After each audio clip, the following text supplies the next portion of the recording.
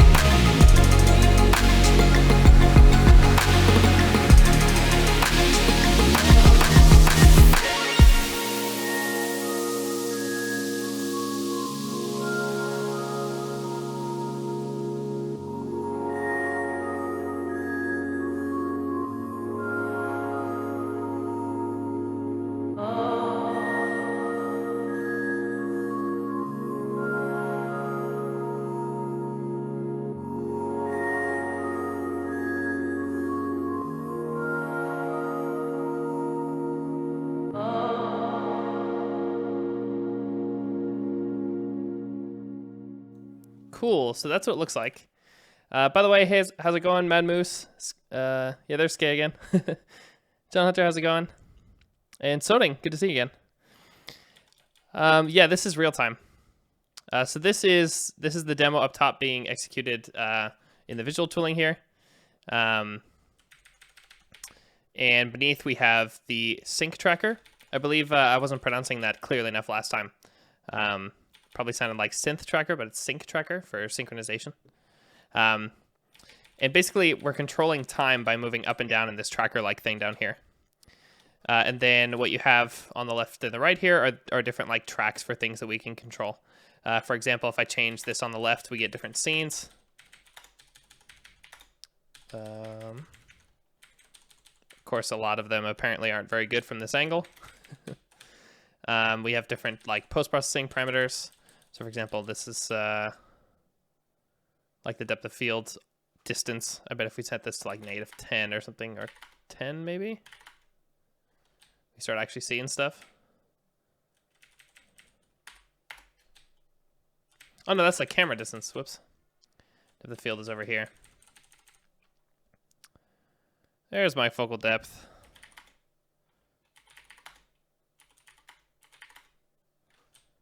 There, we can start bringing things into focus. Kind of fun. But yeah, generally this is up and down is time, and then the things on the left and right are just various tracks of like basically like single float values, scalar values that we can edit over time. You also see that there's these colored bars here every so often. Those are different kinds of interpolation. So for example here, these red ones are linear interpolation. So this value will go from some keyframe value to another keyframe value linearly. This green one is like a smooth step kind of function. And then there's a blue one in here that's exponential, where it would just like rise exponentially. You can see here the aberration really quickly gets really high.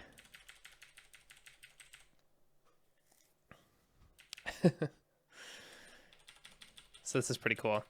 This is basically really, really necessary, at least to have a tool like this. Let me actually turn the system audio down. Turn down for me as well.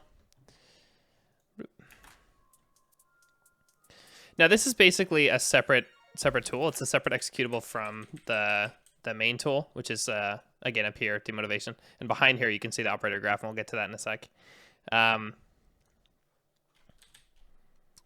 But yeah, this is basically a different tool, and they communicate with IPC. And the whole job of this bottom tool is just to like, yeah, mess with these kind of things. There's a few different categories of things we can do, like the add mask. I think we need a mount for that. Yeah, controlling different amounts of things. Fade to black, fade to white, fade in the logo, scale the logo, mirror thing, or enable the mirror left and right, enable the mirror up and down, all kinds of stuff.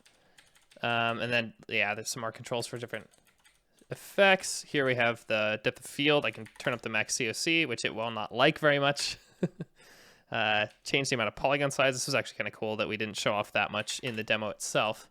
So I can make this like triangle. Let me see if I can turn this a bit more down. Let's do this. So we have like triangle bokeh, quad bokeh, different shapes. And this works with basically anything. We can also do circles. So kind of fun stuff there. But yeah, I mean, this is really just like the sort of animation part of things. And sitting in here is not where the most interesting stuff happens, because a lot of this is just a lot of different kinds of animations done by hand. So for example, yeah, it's actually beneath my face. Let me move me real quick. Actually, let me do this. Bloop. Yeah, so down here, we should have the tracks for the ball. Ball has a lot of tracks because it has a lot of these different sort of animations inside it. So for example, the initial one that does is just this circle that's kind of in the middle. And on the left, you can see how big the circle is, how big it is around. And on the right, you can see it has a lift parameter, which is how far the basically pixels that make up this circle are lifted. So I should probably explain how this effect is basically being drawn. And basically, you have a ton of these little rectangles. I can actually show this here. Let's just start with breaking down this scene. The scene before this, by the way, this one up here, is actually the same scene. It just doesn't quite look like it. So we'll start here.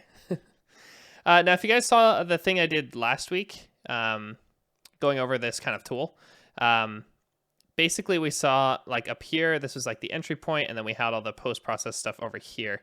And this is actually basically the same, except there's a few minor differences in the different passes and the different buffers that go on there. And the main reason why that is because the other project that I showed last week was this sort of remarching pipeline where we had one shader that basically draws everything and then the post-processing. Here it's done a little bit differently because we do polygon rasterization for everything instead. And so there's a lot of other graph stuff over here that's actually figuring out what to draw every frame. But generally, most of the post-processing stuff is the same, like basically from here on out, except this is a new column. But basically, the way the rendering works is that we draw a bunch of stuff into some polygon buffers. It doesn't really matter too much what those buffers are, but they basically will store like classic G buffers if you're familiar with deferred rendering. I don't want to get too much into that detail right now, but the idea is that we basically draw a bunch of G buffers, and then we do lighting as like a separate post-processing pass. And again, this is really like common in deferred rendering, but I didn't want to, like, I was really lazy when I made this, and I didn't want to spend a lot of time, especially in the tooling, making really comfortable light volumes. So what I do is I just do a full screen pass, and we have 4 or 5 different ones that we call different shadings, and those will just apply a bunch of lights to whatever's there on the screen, just all in one pass. And that just makes things a little more convenient to work with. That way we don't have to manage a bunch of like light objects and stuff. So that was a bit easier at the time. 404. Hey, Ferris himself. Are you and Cedric still planning on releasing your SNES tools? The tracker at least, but not for a while. Skay, how's the 64K? Does that include assets? Yes, this is everything. It's one executable. It's all real time. Lots of math. Lots of compression. I think you'll see pretty quick how simple a lot of this is. Hold on, I get a hair on my mic. So then the first 2 passes then is we do one where we basically draw whatever scene that we're drawing at the current time, and then a second pass where we apply shading to that scene, like lighting and shading. And those 2 things are kind of important to sort of keep in mind when looking at different scenes in the intro. So for example, in the tracker, we have 2 separate tracks way on the left here. One of them is scene, and the other one is shading. And those are literally just selecting which scene we're drawing and which lighting environment we put that scene in. Now, I didn't spend that much time on making like a lot of general purpose lighting environments. We only made a couple, and then like would just fork them for different scenes and stuff. So like which one is used where, there's not really a system to it. It's just whatever looked good during the week before the party. But yeah, it's relatively straightforward. So here we're going to, in this pipeline, we go to draw scene, and that I think it dispatches up here. Basically, it calls subroutines for a bunch of the other scenes. And then there's a couple scenes that we didn't use, but don't worry about those. They're not cool enough to show. It's not like it's cool if I show those. One of them's just actually maybe I will, but I don't think it's that cool.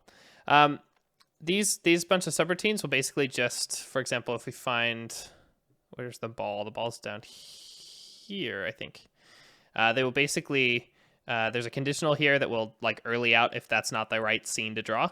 So each one of these just has a number, and then you can see, yeah, this one ends up being number 0.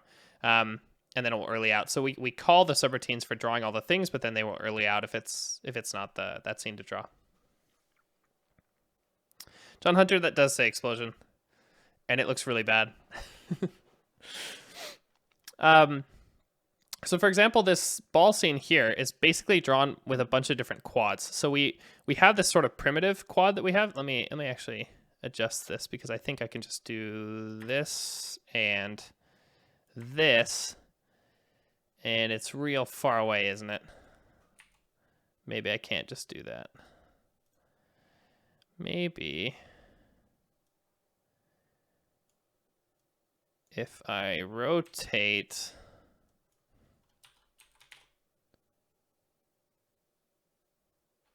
Yeah.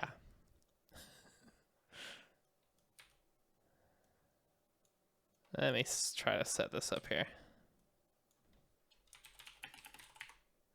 Yeah, there we have one of them. So what I just did there is I added some rotation. So the ball will like dispatch a bunch of these little quad things in this sort of spherical pattern. And I just sort of only made it draw one of them, and then I rotated the sphere around, so we're actually looking at one of these. That's, of course, it's a bit hard to see. Let me see if I can zoom in on this. It's kind of fun to dig around in here. Where's my tracker? I'm probably going to make a mess here, but this is what Git's for. So I'm guessing we're using this camera. If I do like 3... Yeah, just step through this.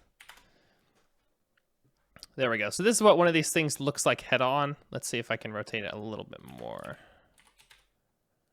Yeah, we can kind of see the side of it now.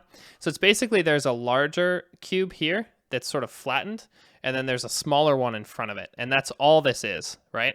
So if we look at the code down here, this is what that is. Daniel Collin, are the squares ray marched or meshes? They're meshes. Everything in this intro, nothing's ray marched, everything's meshes. Everything is meshes in this one. So down here, we can see it basically will scale down a cube and then draw it, and then it will go over here and it will just scale down a cube slightly differently and then also translate it a little bit and then draw it. So that's at the lowest level. It's just drawing cubes. We also don't even batch draw calls in this case. We just sort of rely on that being fast enough, which is generally okay on PC, but starts to blow up pretty bad depending on your GPU. Basically, for anything high end, it doesn't really matter. But apart from that, though, this one little structure is then repeated a ton of times. So, for example, if we do 100 here, you can see that we get this sort of ring here. Now, this isn't just a ring because there's also a little bit of like displacement that's happening. So like if I animate this now, you can see some stuff going through there. Also, the camera's still moving. Let me go ahead and zoom back out here. So this is what sort of one ring of the ball looks like. But then, of course, we have 50 of these. I can also get rid of this scaling rotation that we had before. Whoops, was that not the one? I can't remember where I added these. Yeah, no worries. Yeah. So that's what one of these rings look like, but of course then we have basically 50 of those to make the ball here. Or did I mess this up? Okay, yeah, we have 50 that way and 100 this way, I think. Yeah, that makes more sense. So it's 100 in like a vertical stripe, or sorry, 50 in like a vertical stripe, and then that is repeated 100 times at different rotations, if that makes sense. So that's basically what we're seeing here. I must have still messed this up. Let's see if we can do that. There we go. I think that's the original again. Here we added one, isn't it? It's this one, I'm sure. Bloop.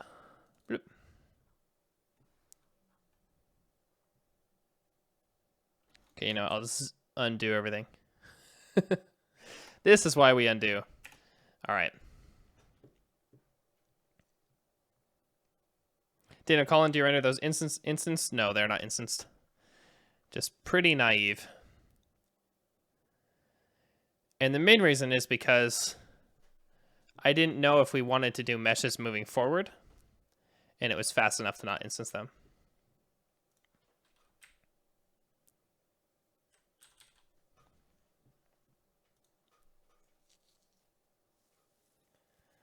Skez says, what is that grid with the colored squares? Yeah, so I went over this last week. This is a demo tool called Demotivation. This is basically the CPU code in kind of a weird format. But yeah, so the ball scene is made up of mainly that ball, which is basically this. And there's a ton of stuff going on in the, like all this displacement and also this cutout ring here. That's all actually happening in the shaders. Excuse me. So I wonder if I can... Let's see if I can just pull that up, actually. It's going to be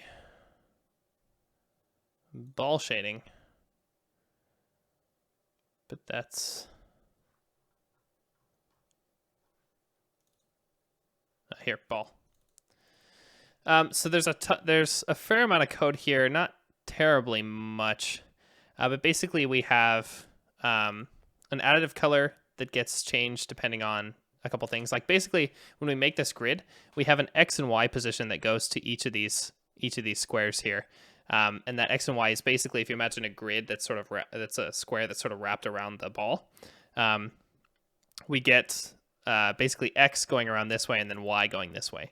And based on those X and Y coordinates, what we can do is, so it's XF and YF, that's what these are. What we can do is we can basically just do some math on those and determine basically whether or not the pixel should be lifted, like that square should be lifted, and then like what its additive color here should be. Thanks, everybody, for the follow. So what we do here is we have this pattern thing that goes in here, and again, that's just mapped to a track in the sync tracker, and then just depending on that, we hard code a bunch of these patterns.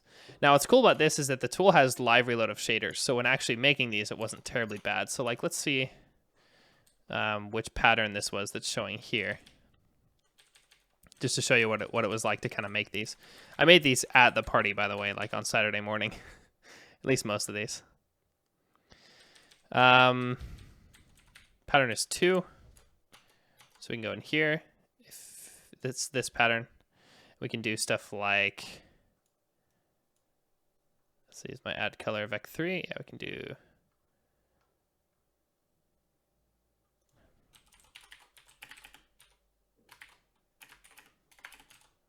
change this color, that kind of stuff. We can change some different like scaling parameters that's here. Of course, I think that I mapped basically all of that to the actual track parameters, which is good. That's what you want to do. Oh, yeah, we have like the width of this rectangle, which I believe, oh yeah, that's what makes it go around the circle like that.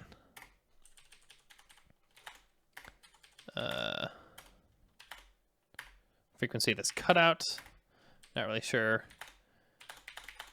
Offset over time. Yeah, but it's basically just some magic math that takes in that XY position and then just does stuff. Kind of fun to code.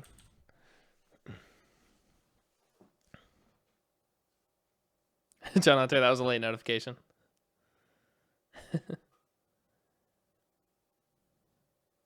Guess which projection are you using for the ball marcator? I think so, actually, because isn't that the same thing as basically an equirectangular environment map? Because if so, that's what I'm doing. Well, oh, thanks for the host, by the way, Sodi. Now I think, yeah. So that's generally that. There's also this stripe that's down here. And basically what that is it discards pixel fragments. So it takes the X and Y and Z position at every pixel and adds them together. And then what you get is this linear like line that increases as you go sort of up this diagonal axis and decreases as you go like down that axis. If you take the absolute value of that value along that axis, you get basically a value that is, and then you subtract some little bit. You basically get a value that is above 0 outside of this radius, and then below 0 inside wherever that is. So basically do that. The stripe position, there's a little offset so we can actually move it around. I don't think we ever did that in the intro because I don't think I liked how it looked. Then we have the width of the stripe, so we can make it like wider and yeah, that kind of stuff. And a lot of this you'll notice is just kind of like weird because like we just were like playing with test scenes and just playing with shaders. And then it wasn't until, the last week where we got together most of the scenes and actually started animating them and making them actually look like something that looked cool. So a lot of this is just like, I don't know, let's play with this thing in this shader. And that's kind of the fun of it. I believe at one point I had the color for that as well, but I'm guessing it's going to be, yeah, here we have this stripe position.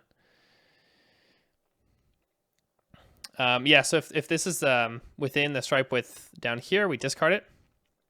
But if it's, you'll notice I offset that a tiny bit as well. So that's how we get this yellow ring here, is that it only discards within most of the stripe, but then at the very end, we also just change the color here.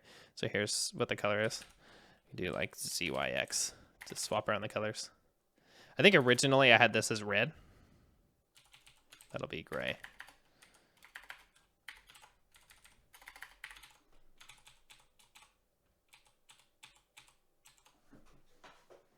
So more stuff we had to play with. But following the code, it basically just early outs, if we don't have the right sync track, it adjusts time. And I think that's just because I think I just wanted to slow it way down. I think in the test scenes, this ran a lot faster. So you can see like how fast these go around. That's just way too fast for the soundtrack. So we just adjust time like that. Time is time times 0.1. It's cute. Dana Collins says, I'm thinking about bringing in color and curve edit in the editor at some point. Just not sure how to do it in a good way yet. Curve editor is definitely the thing that we're missing most.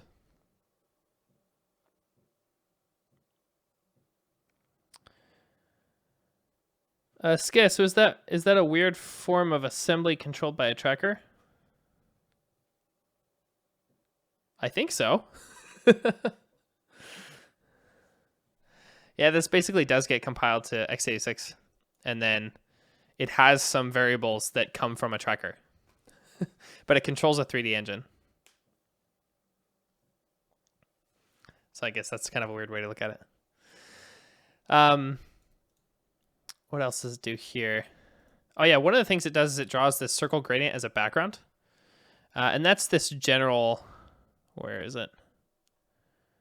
Here, there's this general subroutine that we have that'll just draw a circle gradient if you set up like its color and its position.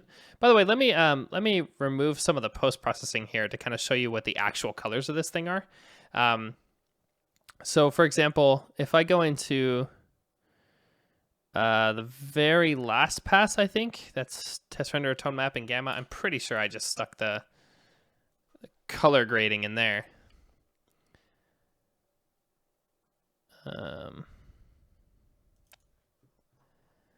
Go down here. Yeah, here we go. This right here, ignore the colorful comments. So this is actually the real colors.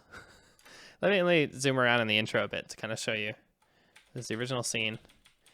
You'll notice, especially after looking at it like that, it just looks super blue. And that's because a lot of it actually is. The color grading that we ended up with actually introduces just a ton of red, which is what we wanted because it feels warm to go along with the really lush music. But yeah, without it, everything just looks super cold.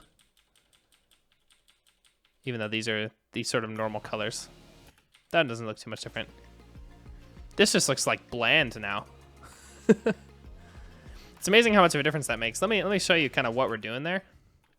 So on this in particular, let me zoom that up a little bit. Yeah, sorry, Sky. I'm skipping over a lot of those details because I went over this in the last stream. So you may want to watch that later, but this should still be fairly enjoyable. So the color grading here is just really a couple simple things. The biggest thing is that I don't like black.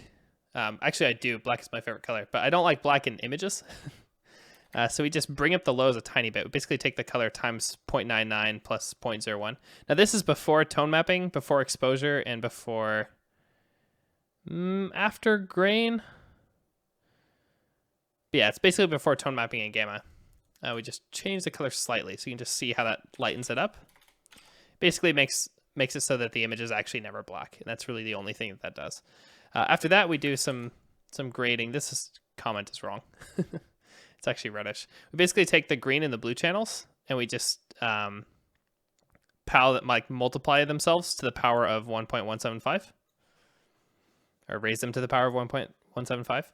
And this, as you approach like greater than 1, this will take, like, if you imagine the curve in Photoshop being like a straight line normally, if that's the right angle, it will sort of bend it downwards like that, like if you imagine that in Photoshop. And then less than 0 will kind of do the other way. But it's not a very good curve. It's just, so you kind of have to play with it. For example, if I do this, then it really ramps down those channels. But the brights still have all the full color. So that's just kind of what that is. Again, this is just like stupid simple stuff, but it's like these values here were just tweaked a lot throughout a long period of time as we were doing sort of the different scenes, and eventually this got to kind of look good, at least for what we had here. It's kind of fun to also like swap around the colors here.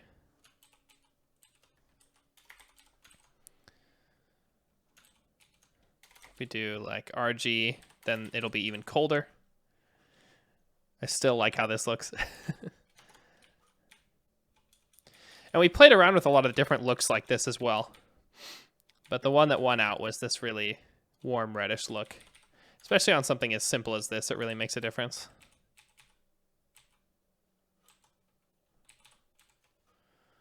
Really brings out better colors there. So that's kind of cool. I know I'm totally jumping around a lot, but this should still be somewhat fun to watch. So the other thing that makes up this scene is it basically has the ball itself, which was this stack. It does the circle gradient in the background. That's why I wanted to remove the grading. Let me take that off and leave it off. So this background gradient here will just draw some kind of gradient. We can adjust its color like here. I think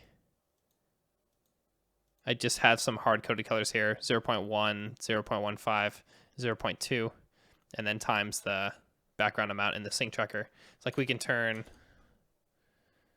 background amount here. We can make this brighter.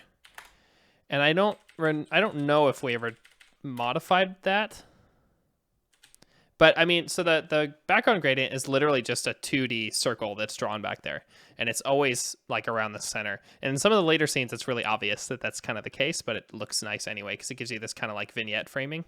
We also have vignette in the post-processing, but this is just kind of, yeah, just kind of looks nice. Studio C, how's it going? So there's that. And then the last thing it draws is this ring sort of on the outside here. Now, one of the interesting things about this ring is it's made of basically a bunch of platonic solids. Let me move the time forward or backwards a little bit, because one of these should show. Yeah, you can see a lot more of these. And basically this is literally just a ring of these, I think dodecahedrons in this case, I can't remember, or icosahedron in that case, as it says here. And this literally just makes this, 50 of these just in a ring. That's what these transforms are. It's just placing those out based on some index, which in this case is called ring index. And an interesting thing about these platonic solids is I added platonic solids to this system on Wednesday before the party. So the deadline was Saturday, and I added those on Wednesday. And I got them from Paul Bork's website, the original Vertex data. Now, he had them specified with clockwise winding, but the engine uses counterclockwise winding. And I actually, because of the nature of those shapes, I couldn't actually tell that all these are actually inside out. And I didn't notice until a lot later. Let me kind of show you where that's obvious, because it's kind of funny. If you go to one of these later scenes here, you'll notice the background. So the background is basically a bunch of like these platonic solids just like really far away and in sort of a ring around the camera. And you'll notice that there's a little more interesting geometry here than what looks like just the platonic solids. And I noticed that when we were working on it, but I never like focused on it because we were always, working on the scenes, and it didn't look bad, but I always noticed that, that looks a little different than I would have expected. And it turns out if we take the depth of field and I think we can just turn up the focus range to like way too much, then we should get everything in focus. Then you can see that we just get a bunch of these clipping shapes. And these are totally clipping with each other now. That kind of looks funny. Now I think the focal depth gets animated, so it probably doesn't stick around. But like here, you can't really tell. And even this object in the center is actually inside out. And you can't really tell, and that's kind of the issue. That's why that ended up being left in the intro. But yeah, kind of Easter egg.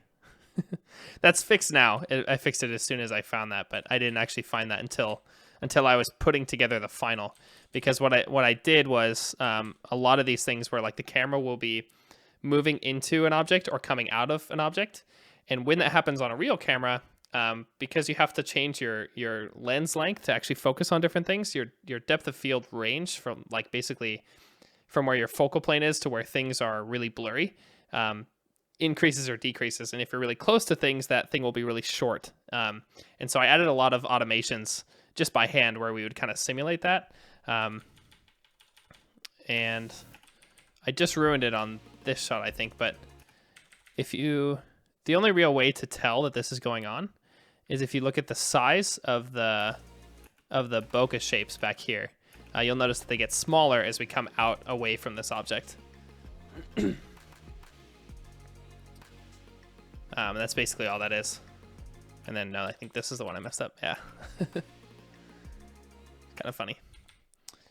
Yeah, here it's not really done. We'll get to those scenes later. But basically, so that was the pattern on the ball. We saw the stripe, and then there's these little spiky things that come out, and that's basically just some sinus stuff. If we go to here, you can kind of really see that it's really basic spherical harmonics. And so if we go to ball.vert, it's here. We have this offset parameter. It just takes XF and YF, which again was those indices around the ball, and then we take some sinuses of that, and we raise them to a really high power, which makes those spikes really spiky rather than really soft like sine waves. So for example, if we did 1 here, we get just like classic sinus here.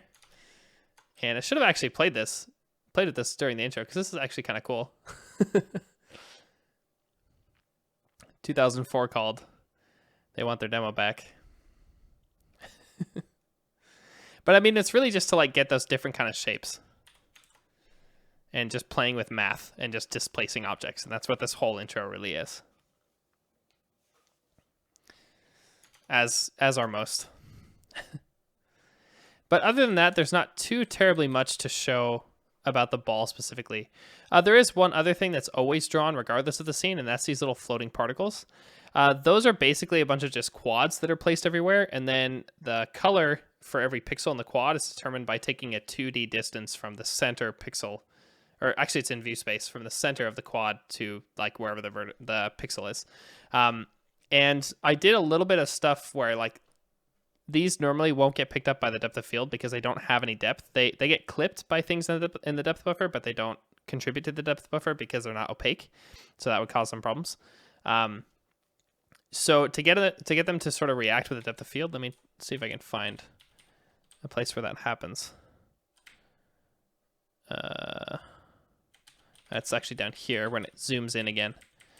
You'll notice that the particles do actually respond to the depth of field. And the way that they do that is they just take in the depth of field parameters as well. And then based on where they are in relation to like the focal distance, they will just change their fall off and also their brightness so that it kind of simulates them getting like wider and darker as they go more out of focus. It's not mathematically correct at all.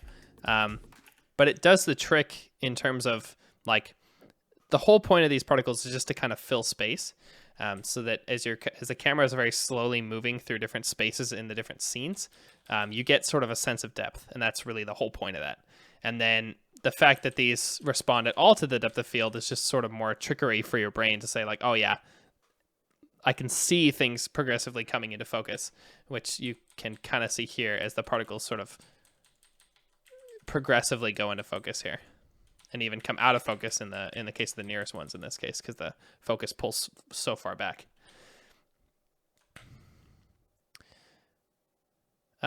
Generally the movement here and like how the camera moves and everything, that was just let's try stuff, and the things that look cool stays in, and the things that don't look cool we get rid of. So not much thought went into that either, although there was a lot of details about like, oh, we just zoomed in. A camera person would take some time to focus on that, so we delay that by hand, stuff like that. So there's, yeah, just pretty much fun stuff. Dark Second says, what's the save operator I keep seeing? Excuse me. So the like the execution context here has a couple different matrices that it does to do transforms. It has a view matrix and it has a world matrix. It also has a projection matrix, but that never changes in the intro. So that's not, you can't actually change that in the graph. But the view matrix is like changed by the camera stuff, and then the world matrix is changed before anything is drawn, which basically places the object into the world. So those are those matrices. Like if you just do like so basically all of these TO1s are matrix ops. And if like the TX, TY, TZ is all translations, the R's are rotations, and then the S's are scalings. And what they will do is they will just apply. So for example, TY17, this will make a translation matrix that translates everything 17 units upwards or along the y-axis.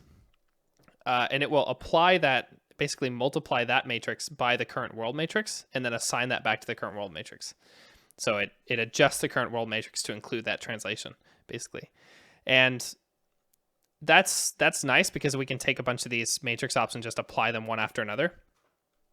But those actually aren't scoped. And I can't remember why I chose to do it that way. So like if I didn't have save here and I just put this here, yeah, actually the ball disappears even. Basically what's happening is it will just adjust the world matrix, and then when it exits that scope, the original world matrix that we had when we came in isn't preserved.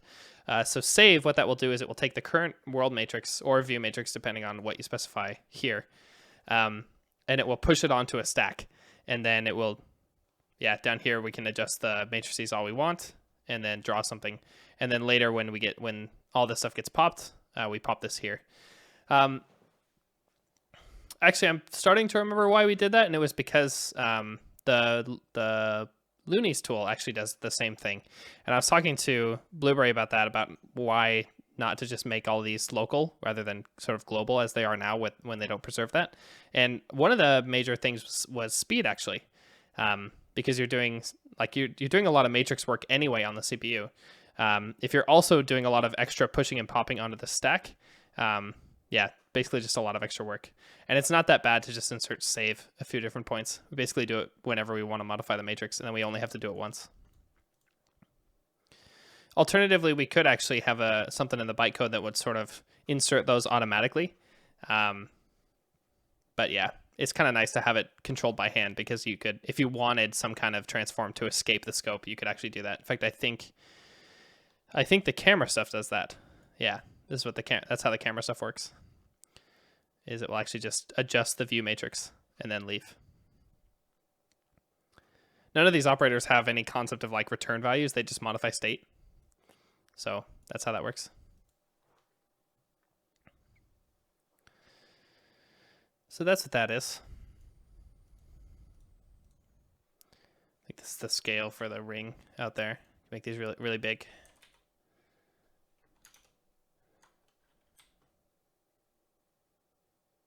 Fill rate.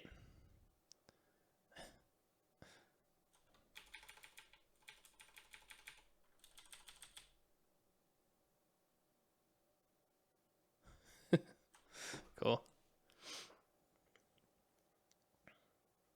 Dark second, I don't have a load somewhere else. All of the like the operators, like different stacks of operators form a scope. So save will save on its way down, and then on its way back up, it will restore that from the stack as well. You could think of it as preserve matrix within this scope, like preserve what the matrix was going into this as you come out.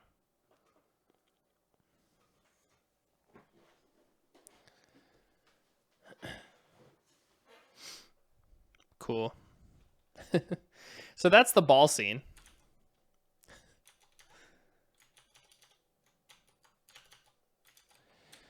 The next one are these lines.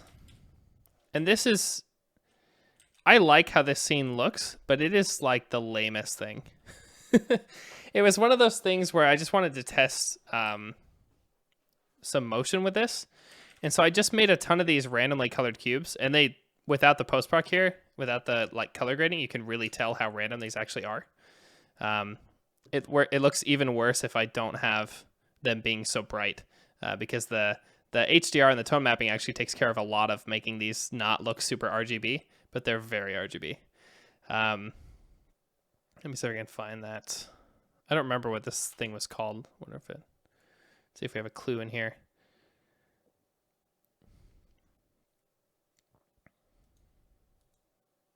Oh, it's the laser scene, I called it.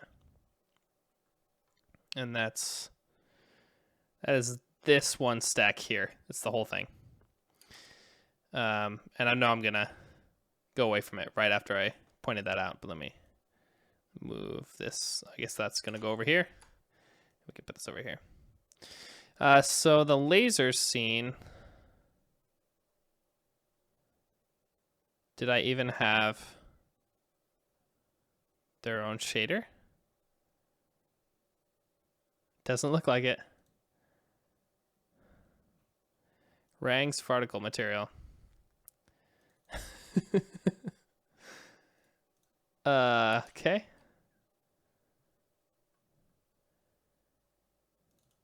So I don't know what that shader was supposed to be called, but it's called Rang's particle material. Oh, actually, I do know what that is. I think it's for the background objects. And so then they basically just have some different, these are the basic material parameters that are used for GGX later. We have the albedo, which is like the color of the surface. We have smoothness, metallic, and the sort of additive color. And in this case, we seed the random number generator with like 1. We can like change the seed if we want. And then we just draw 2,000 of these cubes. And then here we just take some random number between 0 and 1. And I thought it was the case that this ended up getting multiplied by some high number as well. Maybe that was in the shading that we did that.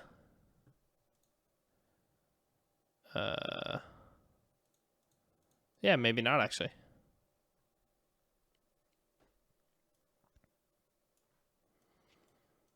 Yeah, so it's even cheaper than I remember. But yeah, so these are basically just solid colors. Can add a lot. That's a lot. And it just gets really glowy.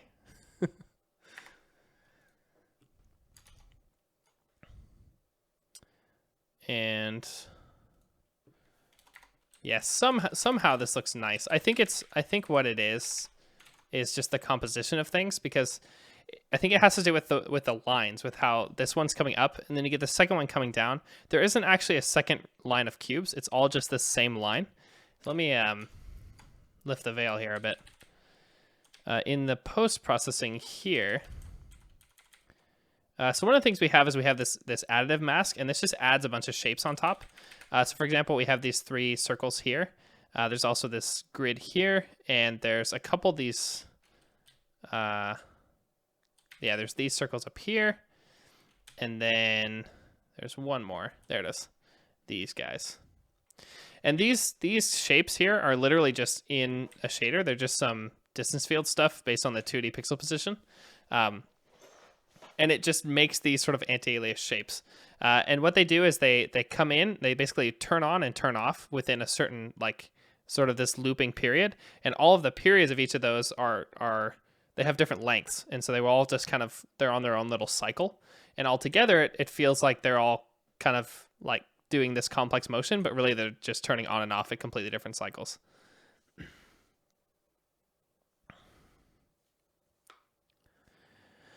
Daniel Colin, when you change the operators in the tool, do you send the bytecode to the intro that will generate the JIT code for it? No, so the JIT and the engine are like compiled into the tool as well. So there's an instance of the engine and there's an instance of this JIT mechanism all in the tool. So whenever we make a change on the data model, we don't have to like send it to anything else. We just say, okay, we'll just recompile the thing. And then that becomes a function that we call every frame. So it's a bit simpler. Yeah. But then, yeah, so those are just those initial, or those other 2D shapes. We can, for example, crank those or turn them off so you don't have to see them. Let's turn a bunch of the post-processing off as well. Yeah, without bloom, this is so bad. You can also see a bunch of depth of field artifacts here, which have been fixed since then for the most part. There's still a couple things where they haven't been fixed. But that's something else. There was also, by the way, with this additive mask, we had the color as well. Although I think it's just white there. What else do we have? Yeah, so here we also have these different mirroring things. And basically, yeah, it's the mirroring that really makes this look like anything, because otherwise you just have this line of these things here. This scene is so cheap. But it felt good with that part of the music for some reason. And I honestly don't understand why I like it. But all of us liked it, so it's in the intro. But yeah. So what these are, by the way, that I'm turning on here. Oops. I meant to be turning them off. They're just different ways of like mirroring things. So for example, if I turn this one on, it's just this big circle. So it's another just 2D shape. And every pixel inside that 2D shape won't, will read from the opposite, like will flip the image vertically, if that makes sense, within that shape is basically the idea. And there's a couple of these, like there's this larger circle. I think there's I think 2 different smaller circles. So you can see them all together. Excuse me, there's this triangle in the middle here. I thought there were more, maybe not. We also have the mirroring left and right, which is used in a second. And then, yeah, there's like the logo and stuff. Yeah, this part is when the mirroring turns on. And it literally just, we turn on the Y one and we turn on the X one. And without this, we get this really nice colors, these really nice colors here, but it's the same stuff. So without this, you can see it's just that one row. We also, here, I think we crank the aberration, which just really makes it heavy. And all that together just comes out nice somehow. It's one of those, this intro is a really good example, I think, of when you put a ton of things together and you just tweak all the details of all the things till it all sits right. Like it's a mix of just a ton of really, really simple things. But then it's the combination of those and the fact that they're sort of tweaked together that actually makes it look good. Which is the kind of stuff I really like. But I think there's not too much more to say about this scene in particular, because it's basically just that line, and we like that line of cubes, and we put different camera angles on it to kind of rotate it around, and then we play with mirroring and all that kind of stuff to get the different directions and all these little sync points and everything too. There's also over the whole intro, there's this like film grain effect, and there's a little bit of flickering as well. It just sort of gives it that like somewhat retro look, I guess.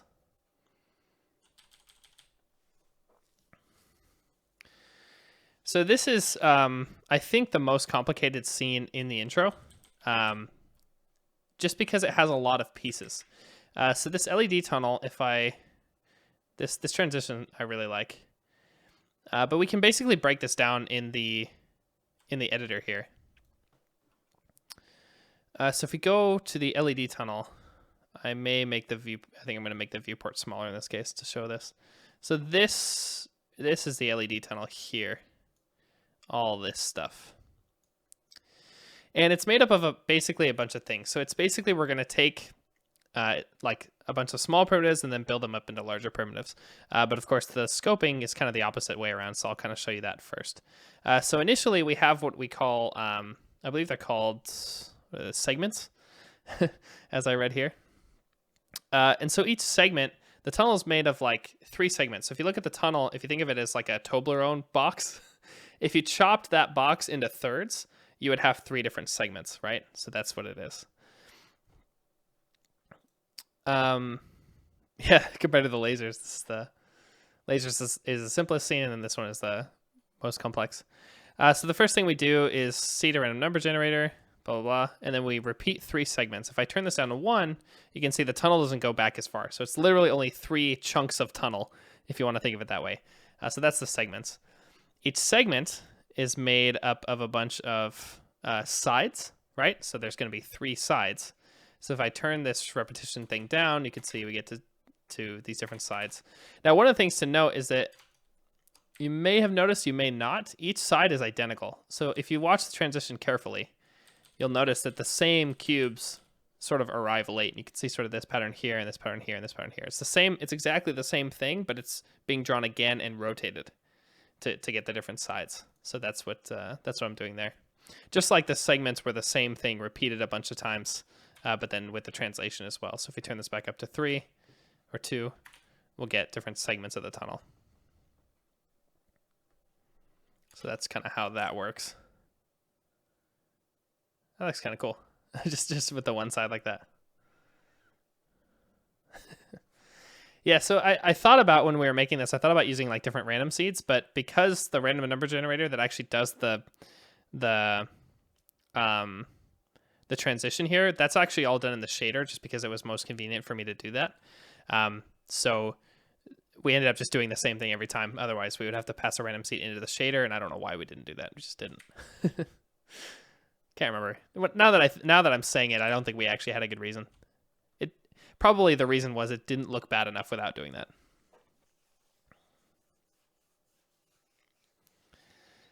Oh yes, and there's palette rotation. Yeah, this is all just classic Amiga stuff. Change the color palette, everything changes. So that's the sides, and then each side is made up of a bunch of, what are these called? Panels, right? So if you look at this again, each side is made up of, how many is this?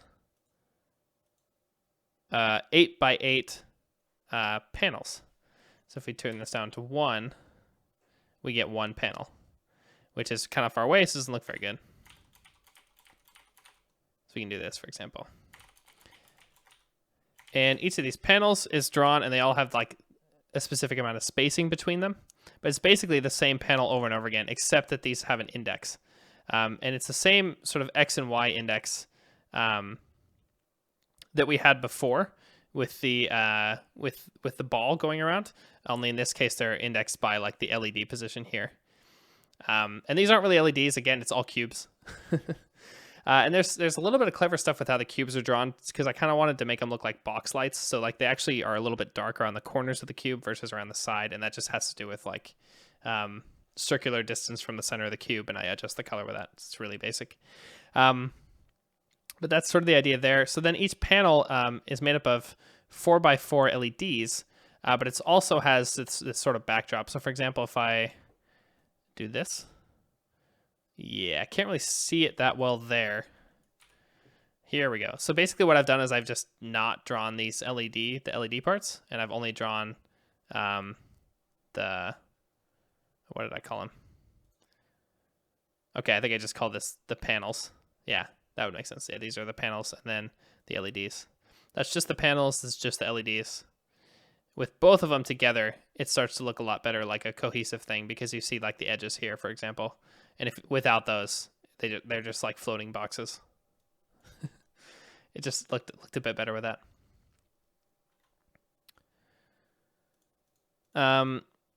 So here we also had like flickering there, different time offsets for the flickering and the amount of the flickering.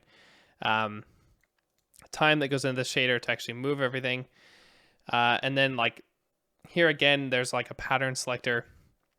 And unlike the ball where we had like different ranges of numbers, would be like, okay, 2 to 3 is this pattern, whatever is this pattern. And even the reason why we do like 2 to 3 is a certain pattern is just because we're working with floats. So we always like take a range instead of just one value. But in this case, the pattern is sort of continuous. Like it'll crossfade between two adjacent patterns, if that makes sense. So we can kind of basically like fade between these. If I go over here, these are the LED tunnel parameters. And you can see here we have the pattern, like this is pattern 0. And the colors look really nice here. And then they start to look really bad pretty quick. And so that's why we faded the other pattern really quick. And that's this pattern. And then you'll see as the pattern changes again, it does this. There's also this parameter here called fucking, and I don't know what that does. Oh, I know what that does. It's the transition out of this. So at the very end, when the scene is over, the music goes, and then watch the pattern here. Like it fades those out. So that's what that does. Only affects the LEDs, and then we fade out the scene there. So kind of fancy. But that's like this whole thing, right? And so then the different patterns here are just done in the I believe the vertex shader. I might have done them in the fragment shader out of laziness though. But they could have been done in the vertex shader. So if we go to, where's my LED tunnel? Yeah, LED tunnel, LED material. So there's different materials for the pattern and the LEDs. And I believe, yeah, this is being done in the pixel shader. That does not have to be the case, but it is. Probably because it was more convenient. Bernard, thanks for the follow. So here we evaluate all the different patterns. The first one is that like sinus sort of plasma-y thing here. The second one is these lines, and then the third one is these sort of rotating things. And again, with the exception of this pattern, I made this pattern and this pattern at the party on Saturday afternoon. By the way, if any of you guys ever catch me at a demo party, I may, like, if I'm not being friendly and I'm working, you don't have to go away. You can watch what I'm doing. I may like ask you to be quiet while I'm in the zone. But anyway, just come say hi, and I'd be happy to share this stuff. And if you want to watch as like we're making stuff, that really does not bug me. Only if it breaks the flow does it bug me. But yeah. Anyway, come say hi. So that was Saturday that we made those, and that's why there's only 3 of them. And we end up just crossfading between like 2 adjacent ones. So this will only actually handle fading as it is now between like 2 patterns that are next to each other. Like we couldn't crossfade from pattern 1 to pattern 3 because we just have one pattern selector value that goes through all the other ones. So that's why the patterns are in the order that they are, right? So initially we have pattern 0, and then it fades to pattern 1.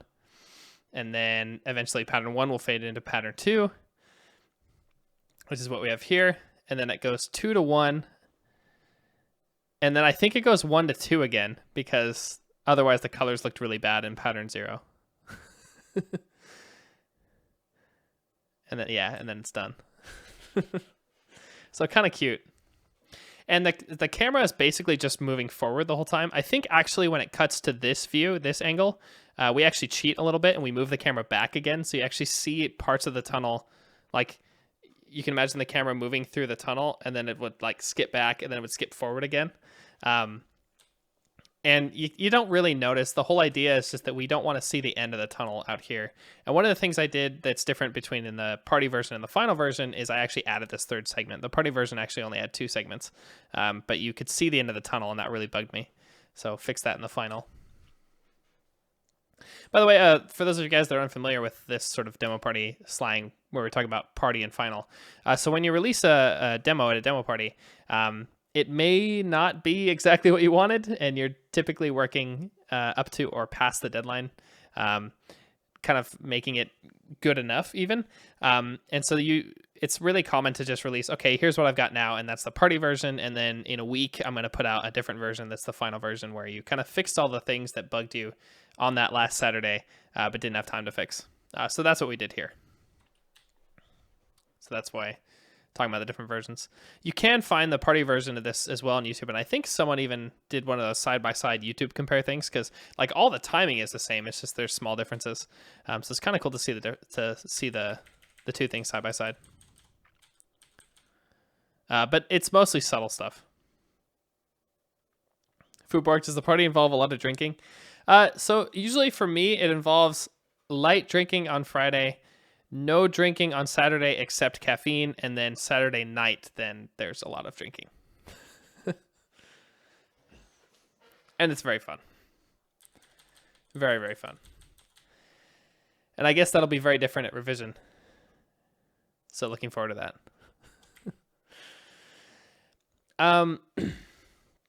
So I guess I can just move on to this scene now.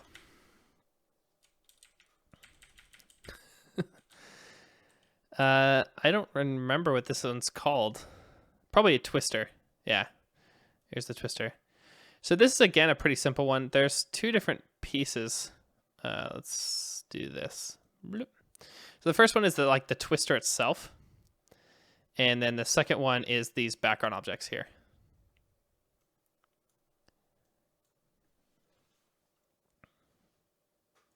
Dana Colin, yeah, you have more days of drinking at revision. Oh, I'm sure. That I expect. So for the actual twister itself, it's really basic. There's basically a bunch of these cubes that are stretched long ways, that are really long, and then we have this sinus pattern that goes through here. This really stupid long expression, which is basically just a couple sinus curves that actually rotate it along this axis. So I can remove this rotation, for example, and we should just get a flat bar. And this makes the scene a lot less interesting.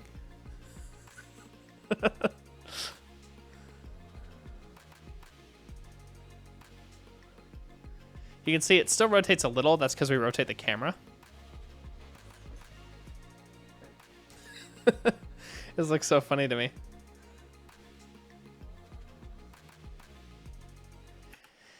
Now the actual material for these, there's this let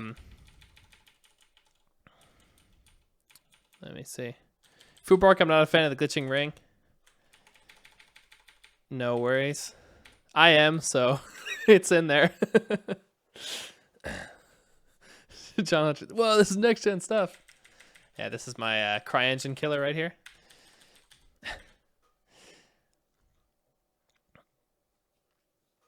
Why didn't you just show this? So there's the material in here does some stuff where it basically takes the world space position of the pixel and then applies some like FBM motion to it and gets this kind of plasmatic thing over time. So you'll notice that the material changes like this. And that's literally just taking like, let's take FBM of the position and then multiply it by some stuff and then do some sine and multiply it by some stuff. So that's cool. And on top of that, then there's these bars here. Which is literally, I just add a lot of color, like a lot of this color. In fact, I think I found a color I liked and multiplied it by 5 or something because the HDR then made this just glow a lot, which I liked. But it's just a color I thought was nice. And then the pattern here is done. So again, these bars are also made by taking a sinus that goes like here. There, I'm aligned with the image. And what it's doing is like, again, with the ball where we just add some different axes and you get this like increasing value. We basically have the same thing here, but I think it's just like the x-axis. And then we take a sinus of that, and then we take the sine and we remap that to 0 instead of -1 to 1. We remap it to 0 to 1. And then we just like raise that to like the, I don't know, 100th power or something. I should just find the code. This is going to be in... I think it's actually the material test, if I remember correctly. I think it's in here. Some noise by IQ. Should have credited him, but I forgot. I think everyone uses his noise. Base Effect, how's it going? Fuborg, fake game of life texture. Oh, super fake. Anarchy, how's it going? So, where is this? Yeah, here it is. No, sorry. This is the like this stuff. Where's the add color? Why isn't it here?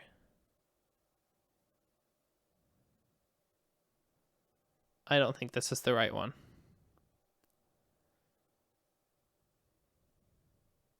Twister material. Here we go. So basically the same thing. Yeah, we have this FBM stuff to get this pattern. And then somewhere add color here, I believe. Yeah, this is the one here. So we do, where is it? Yeah, text position times 0.7 plus the time. So that's allowing it to like scroll on these a little bit. So when I move this around, you'll see that. So that's the math that does that. And then we raise that to a really big power, I believe. Just 280. And that's just kind of make it like that. If you raise it to like 1, for example, you just get what actually looks like a sinus. So there's kind of the trick there. And then the other thing we do is I also take, looks like there's this other sinus here that does this like clamping thing here.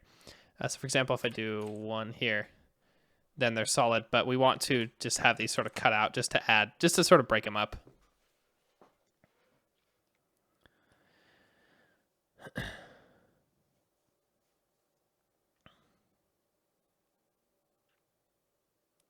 Fuborg, these fragment shaders, are they generated or are they more like assets? Yeah, they're assets.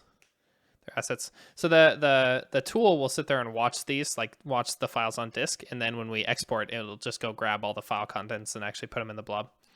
The other day, actually, I wrote shader include for this, so now we can actually do like hash include other shaders, so I don't have to just copy and paste all the different shaders all the time. But what I'm showing now is actually a branch from October, so don't have that to show. But yeah, so that's just kind of how we break this up and make it look nice. And then, of course, there's this time stripes here because I believe, yeah, way over here, the twister has the stripes parameter. And I think we didn't scroll correctly. There we go. And you can see we just, by hand, add those sync points to have those flash. On top of that, it's just a lot of sync with like the depth of field again. Depth of field, by the way, is actually surprisingly technical for how surprisingly not technical the rest of this is. But yeah. And it's just like sync with the music here. And a lot of these values, of course, it takes a lot of tweaking to actually get them to like feel good together and have the motion really, I guess, feel like it makes sense. I talk about feelings a lot when I'm talking about demos because that's kind of what it is. Like it's this really, you're doing what makes you feel good on the screen, and that's, you know what I mean? you just kind of optimize for that. Oh, I like that feeling. So it's kind of funny. So 109, who needs backwards compatibility? Am I right? I think actually this still works. Like it's we get backwards compatibility. It's just, yeah. Anyway. I didn't want to risk it, so I wanted to check out the old one anyway. Studio C, to sync the scene with the music, you just run the video alongside the music? Yes. Actually, the music player also will give you like its playtime. And then every frame we sample the music's playtime and then draw whatever to the screen using that time. Pretty simple. But yeah, like they are running on separate threads, and they are each doing their own thing. Music is being generated by the synth, and then the visuals are being generated with this system, basically. Fuborg field-driven design, that's exactly what it is. I put that on my website, yeah. Exactly.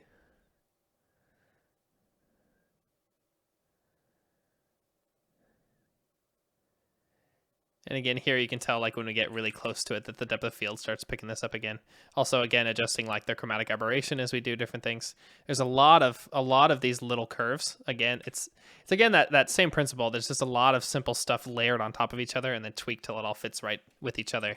And that's how you get like, oh yeah, the aberration's going on, the camera's moving closer, it's rotating slightly. The things are normally rotating, but in this case they're not. We have this flashing things. Yeah, so it's just a lot of things put together. And there isn't much more to say about that scene. It's that basic. Oh, except the background. I did want to talk about the background. This back here. And I believe this was like this. Yeah, looks right. It's so nice to just change the CPU code like that, by the way. Like, oh, now we don't have rotation. So cool. Seriously, I can see a trend in future business interviews. Do you have a certification in field-driven design? It's not a certification, it's a rainbow.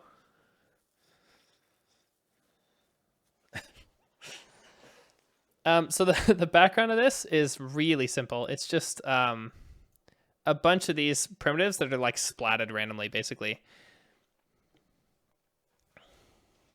Fuborg, how much processing power does this use from a video card? Does it get fully taxed or is it only marginal?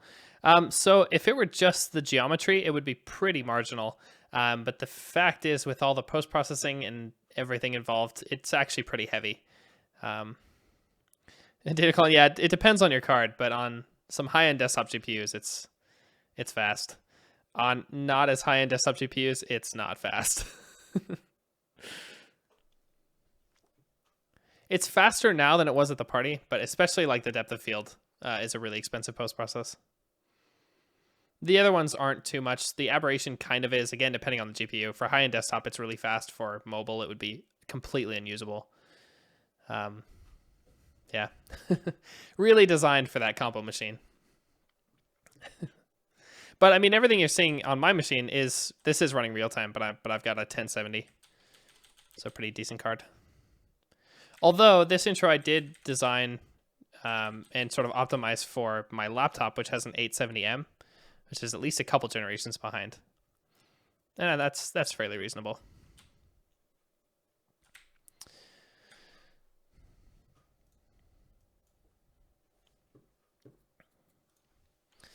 But yeah, so these are just like, we take these random primitives and we just sort of spot them in the background. I believe I did some work so that they're actually like in a cylinder, because this scene in particular is like really wide. And so we don't just want a bunch of randomly distributed ones, or else we'll get a bunch of them where like the camera won't ever see them. So we want to kind of have them follow the same sort of shape of the scene. So I believe I just figure out some like rotation and some translation, and then that becomes a cylinder. Scale and rotate randomly after being placed on the cylinder as well. And then we just have a bunch of those. I guess there's 60 of them somewhere out there. So that's kind of cool. Looks like I also moved them up. I'm guessing that would be because the camera is kind of looking at an angle a lot of the time. Or maybe it just looked better if I did that. I don't know. Oh no, I know what this is. This is because it translates it translates on a random part along the like center axis of the cylinder. Then it rotates along the axis, and then it translates like away from that axis. If that makes sense. So that's what this is. For example, if I made this like 4, they'd be too close.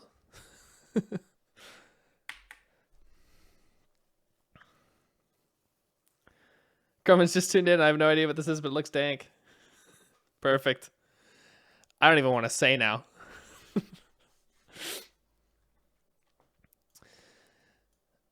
Cool. So I think, again, there's really not much more to say about that scene. This scene right here, this is the money shot of the demo. Like this, I just love how this one looks. This comes in, and you get the, with the logo. There it is. And I just like that a lot. Shader voodoo. Exactly what it is. GPU voodoo is a fun thing to say 5 times fast. So this scene, again, is made by pretty simple stuff. This one's called Rang's scene. And this went through a lot of iterations, especially with like the camera angle. I think this was kind of where the original camera angle was. I think it was actually closer to this, but facing the other way. And we had these ideas of how this would move and like interact with the rings and whatever, but it just never looked good no matter what we did. So we just kind of kept everything static and just moved the camera around it. And then it ended up looking pretty nice. So it's basically, we have a few different bits here. There's the background. There's the rings. Oops. Cool. I may accidentally just double click this, which makes that sort of the starting point of the application, and somehow it drew stuff. I'm not actually sure how that actually worked, but that's kind of cool. So there's the background, which again, this is that same gradient that we saw earlier, but with a slightly different color and darker. Then we have the rings themselves. And the rings are made up of basically a bunch of random cubes that are like scaled and rotated and just placed along a ring, but then with like random positions. It gives it this really like greebly look that I like. So let me see if I can, like here, you can really see it. But again, it's just random cubes. And they're all lit by GGX. There's like a blue light up here, and I think there's a yellow light up here. Or maybe I'm having those backwards looking at this, but basically all it is. And then we have this additive color burst that kind of goes through on a sine wave from the center of the scene outwards. And that's what you see here, that rotates periodically. Again, under the depth of field, it starts to look pretty good, but it's very basic on its own.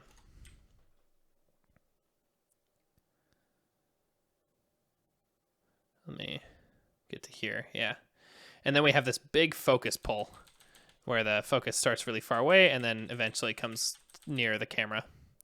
It starts to look pretty good. Everything comes into focus. The logo is still 2D, by the way. And it just, I remember turning it on when we had this little snare here, but it was like too small and I adjusted it to fit this ring. It just, I don't know. We did that on Saturday. It looked really nice.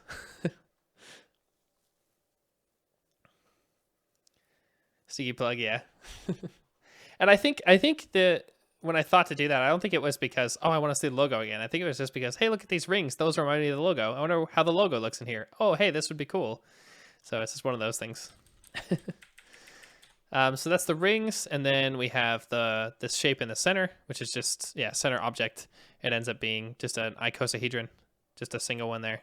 Could have I think cube is over here. Oop, doesn't matter target. There's a quad if we wanted to have that. There's a cube somewhere around here. Fun stuff.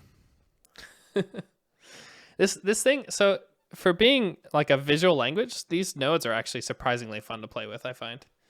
Which is really good. Like that's what you want out of a tool like this. It's like if you sit down at it, if they just had this open like in the background all the time, and whenever you're not doing anything else, you just start tweaking stuff, that's ideal. And then I think the last thing that's here is the background objects. These are actually the same background objects as in the Twister scene, but you'll notice I rotated the axis. Otherwise they were like on, which axis is that? I'm not sure. Yeah, who knows? But basically the scene is also pretty cylindrical. Like we're looking down the cylinder though, instead of sideways. So I just rotate the things until that cylinder lined up. Cheap stuff. And one thing I like about here is you can see the focus go through the background. And you can also see a lot of the inside out shape glitches here. But it just doesn't look that bad. Also here we totally take the depth of field and we turn up the max circle of confusion, which is like the area that it could be blurred in, and just crank that way more than this should have been. Like the implementation had a max of like 10 or something, and I think it's at like 20 or 30 here. But it just looks nice.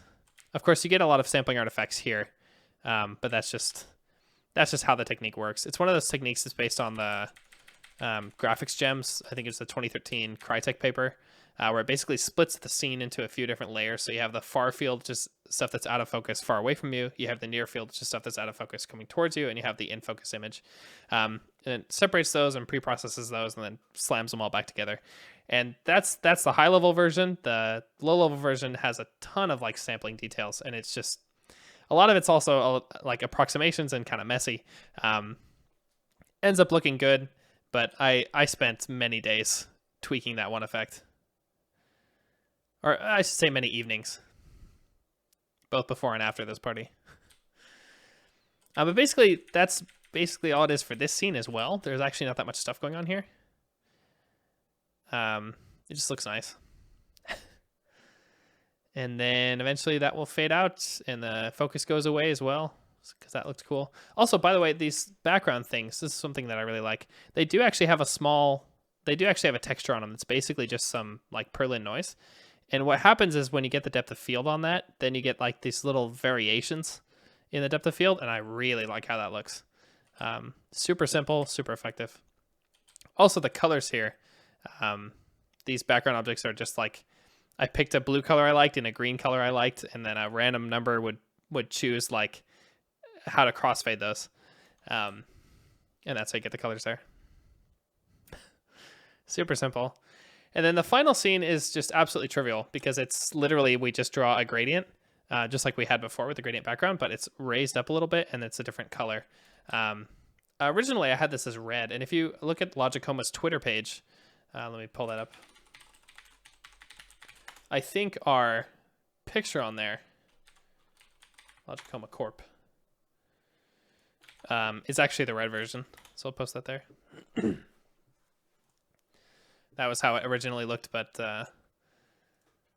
on the ferry to Denmark, actually, I changed that to this greenish, which on its own is a little too green.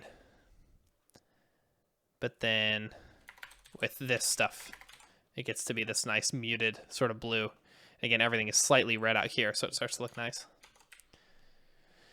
So much of this is again just like the how everything comes together, even though it's a bunch of just really, really simple things. Man, this looks a lot better with the grading on it. Yeah.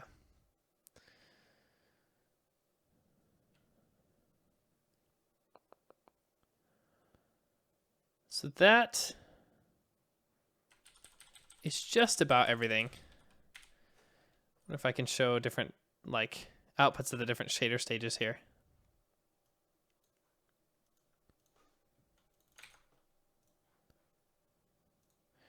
If you guys have any specific questions, by the way, fire away.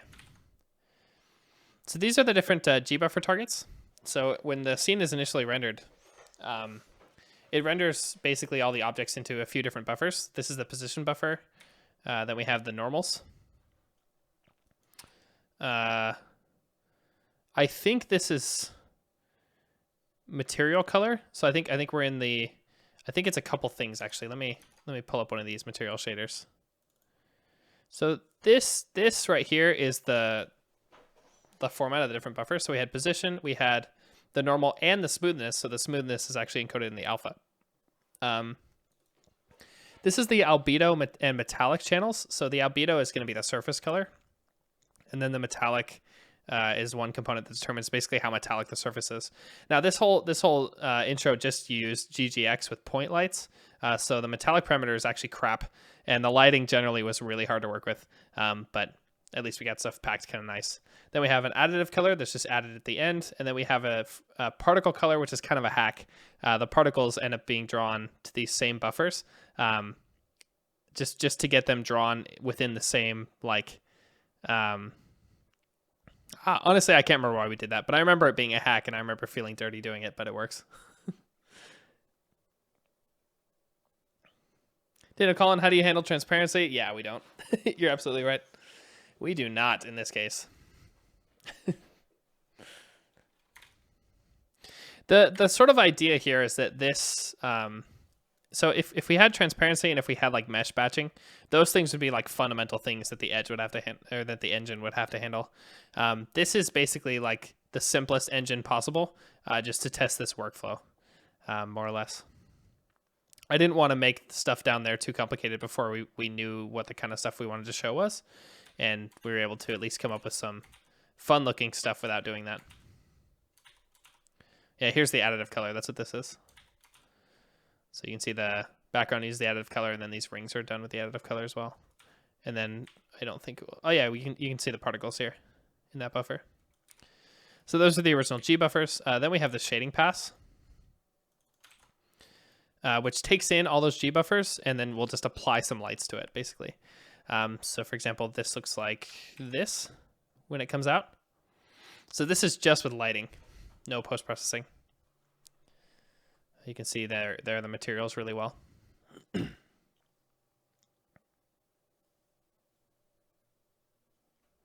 Daniel Colin, you can also run a forward pass, but it gets complicated. Absolutely.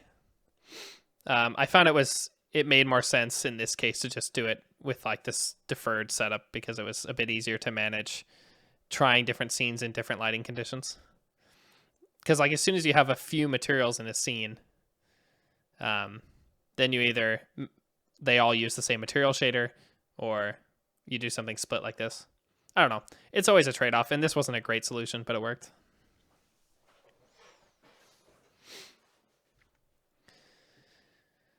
And I think that just had the one buffer here. Yeah, it's telling me that it's the only one. And then after that, oh, I run FXAA there? That can't be right. It could be right, but that shouldn't be how I'm supposed to do it. Oh, it looks like there is some anti-aliasing there. Yeah, so I guess that's where I run that. That's kind of funny. And so yeah, so this is everything before post-processing. It's basically that and anti-aliased. Oh, I think actually the reason why I did that is for depth of field.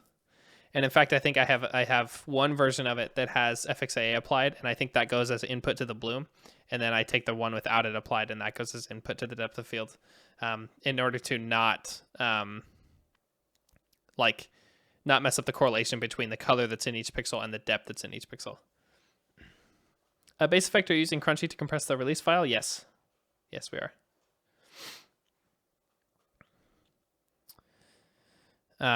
Eventually, we're working on our own packer and hope to use that. But for revision, we won't make that. Too much other stuff to do. Yeah, and then we have the depth of field and the bloom, which I think here, yeah, these are just the different outputs from there. Depth of field and bloom both get combined into one target here, which, yeah, this is with bloom and depth of field. So now you can see we have the glow. We also have things that are blurred back there. And that's by far the most complicated pass, is the depth of field one, which is a few passes down here. And it's just different, like, downscalings, different ways to turn those buffers, like to do processing on those different buffers before we put them together, and then the compositing. The bloom, however, is quite simple. We basically just make a couple. We do this ping pong buffer thing to downscale the buffer, and we get it down to, like, I don't know, 1/4 or 1/8 the times of the size of the normal screen. And then we just have a couple ping pong buffers of that size, and we just draw back and forth to those, basically doing a Gaussian blur that does that clever, I don't remember what the trick's called, but where we basically sample between pixels to get more contributions from the different pixels, but with less taps, which works when you have bilinear filtering. A bunch of those passes, and then that's it. Oh, we actually do 10 ping pongs from what it looks like here. So that's a lot of passes, but looks good. Looks good and fast enough. So that's what that is. Then we have the, what is this? Whoops. Here we go. Yeah, then we have the aberration target. So I don't think there's much aberration applied here. Or no, that was the masking. So now we have the logo in here. That's what that is.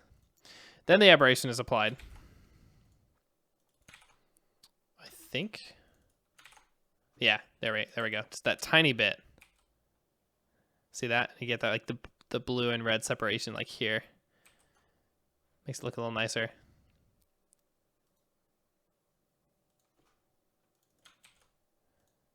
Yeah, I think that was actually the final thing. That's everything. And then, yeah, we do our tone map and gamma and a little bit of color correction at the very last pass. I just do all that in one because it's easy. Also, the grain is applied there. So, for example, if I turn off that,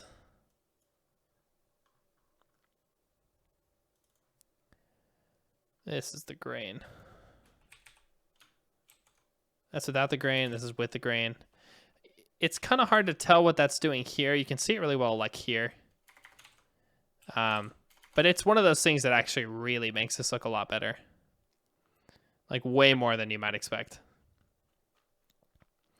Also, vignette is applied here, it looks like. So this is without the vignette. Basically just darkens the edges. And then, yeah, fading to black and fading to white is done here. The mirroring of the whole image, X and Y, is done here. And then we have this particular Hale Burgess-Dawson tone mapping. And there were a couple different operators here that we tried, and that was just the one that I liked most. But this was something we changed all the time in development, and just decided to go with this one.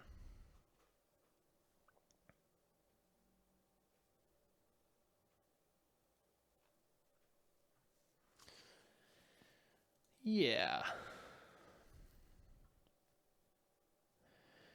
Cool. And so actually we're basically at the end there. So that's basically all the different bits of this in the tool. I guess I could go into this in a bit more detail if you guys have any questions about, like, specific parts, but other than that, I think that's all I wanted to show, at least. I suppose we can test these other scenes. That could be fun. But I'm going to tell you right now, they're not good. That didn't work. You know what? I think I actually deleted them. I think that's why this can't find it. What does my terminal say?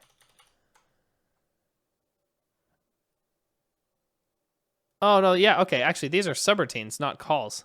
So these are the actual scenes. So actually, I don't have them anymore. I must have deleted them at some point. And check out my undo. I love the undo in this tool. It makes me so happy. All little clicks and everything.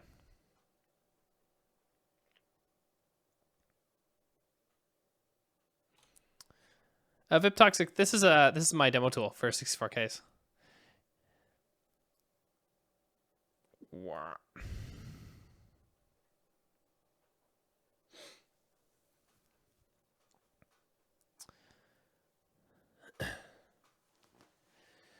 So I think that's about everything that I wanted to go over today. So I'm not seeing any questions, so I guess that's gonna be about it.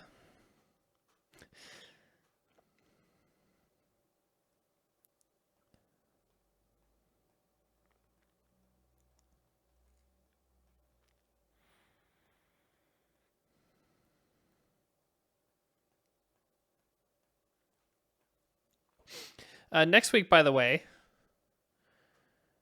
did I have something going on next week? I don't think so. Anyway, the current plan is that next week I gotta dust off some of the Super Nintendo stuff and hope to show some of that. Base effect, what about the RGB blur? That's the chromatic aberration stuff. Yeah, I believe you mean, I can show that. It's actually an extremely simple pass. And it just uses all the taps. Way more than I would have thought would be a good idea. But it was still fast. You mean this pass, right?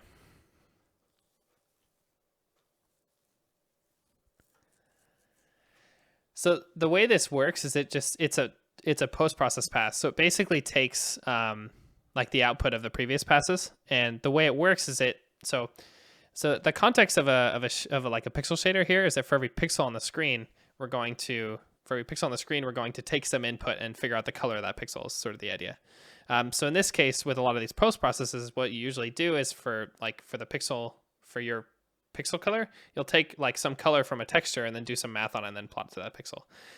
But the thing is, it doesn't always have to be at the same position as your original pixel. You can also read from other places, and this is called gather. And so what we're doing is we gather a bunch of pixels and combine their color, and then that will be the color of our pixel. So for every pixel on the screen, we basically figure out, okay, where are we on the screen in relation to the center of the screen? From there, we figure out how much we need to like blur, basically.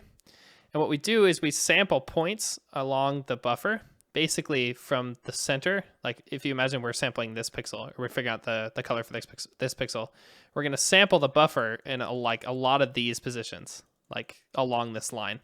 And I think there's like 100 taps or something per pixel. It's something ridiculous that I did not expect to be fast enough, and it was. And so it does just a ton of these samples.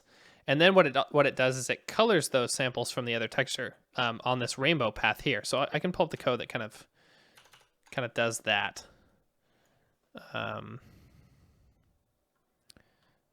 Where's my chromab? Aberration pass.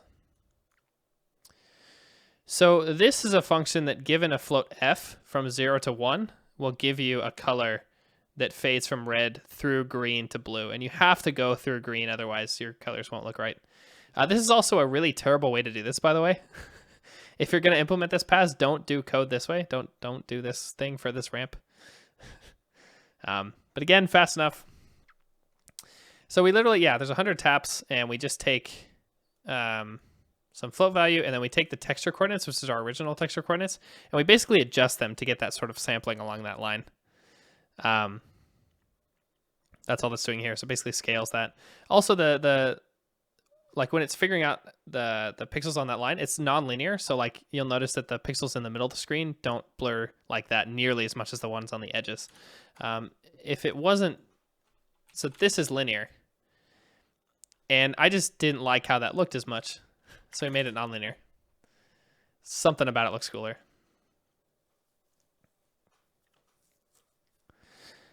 And then, just look that up and then multiply it by the aberration color for that tap. And then I have to divide that by 3.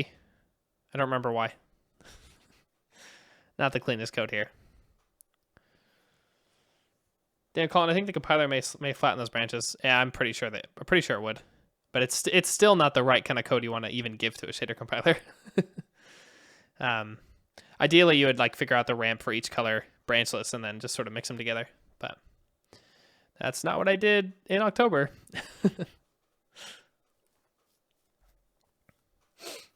I used to get really like self-conscious about that stuff, and now I just don't. This is the kind of thing that like if it was simpler conceptually and it would get the job done, you'd just do it, which is what happened. And then later in optimizing, we would fix that, but we didn't have to optimize. Especially with the demo scene, because you always have such like kind of tight time limits and really small teams. A lot of this stuff is just going to happen.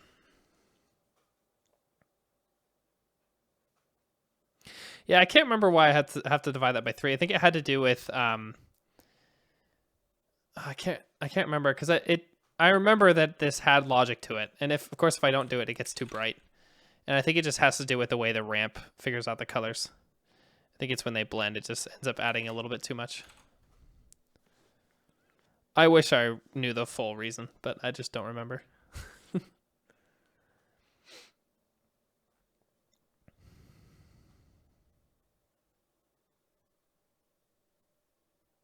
You know what I think it was though? I think it actually was because I don't think I take the taps and I don't think I do any scaling of the color here, right?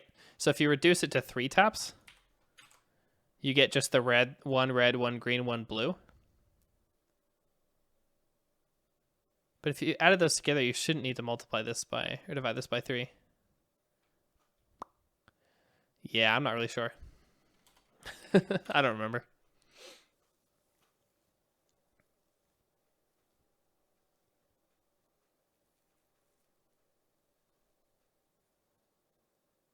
Oh yeah, you're right. Yeah, you're right. Yeah, it's this code multiplies by 3. That's absolutely it, of course.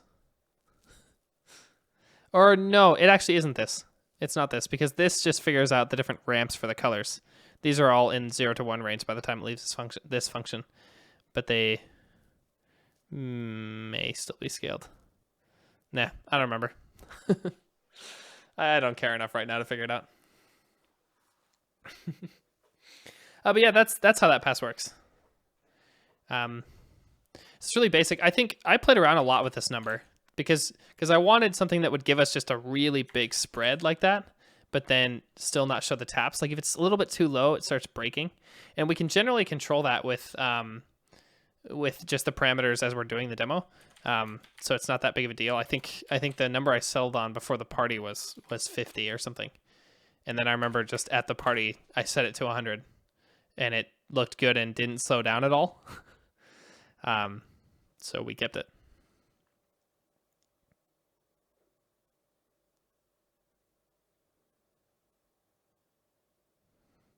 Base effect, I think you mean the ball scene.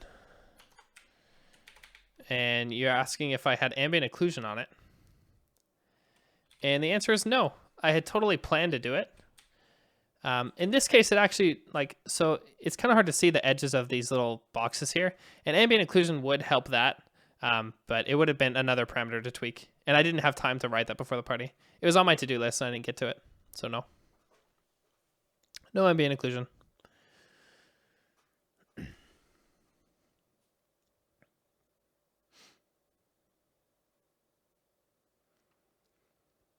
I can't remember which ambient occlusion algorithm I was going to implement because I found one that looked like it was going to be really easy. I don't remember.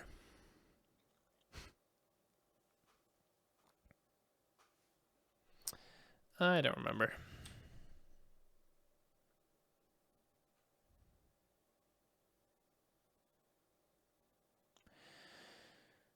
But yeah. With that, I think we've gone over basically everything here.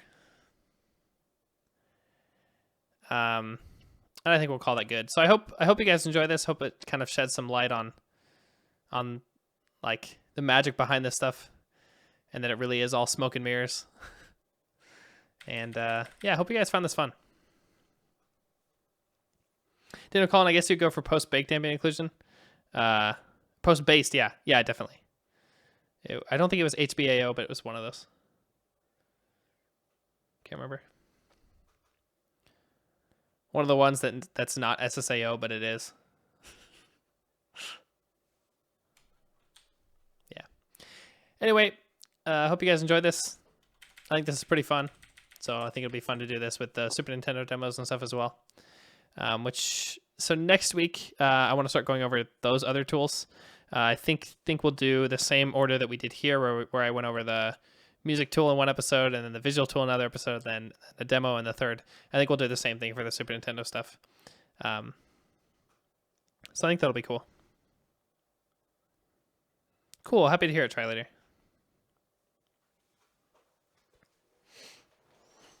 I think this stuff's pretty fun. It's as complicated as you want it to be. So yeah, that should be really fun. So I think that'll be next week. But yeah, so thanks again, guys, and I will see you later.